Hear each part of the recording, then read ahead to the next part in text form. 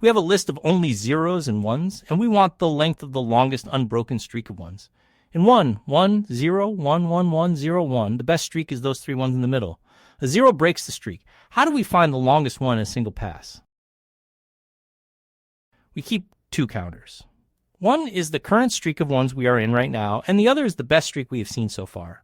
Every time we see a 1, we grow the current streak and check if it beats the best. The moment we see a 0, the current streak is broken, so we reset it to 0. When the list ends, the best counter holds the longest run. Best and count both start at 0. For each value, if it is a 1, we grow the current count and update best if this streak is the longest yet. If it is a 0, the streak ends, so we reset the count to 0. At the end, we return best. Let's write the streak counter and test a few arrays. Two counters at 0, one for the best streak seen and one for the streak we are currently in.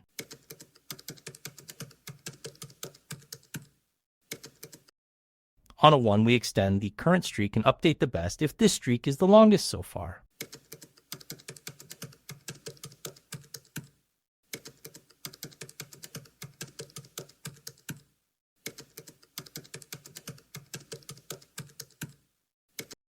A 0 breaks the streak, so we reset the count, and at the end, we return the best.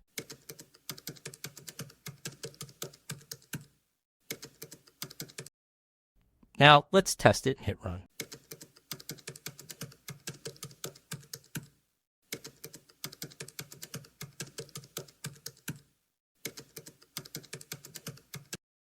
The longest run in the first array is 3. An array of all zeros has no ones at all, so the answer is 0. And an array of all ones is one long streak, here 4.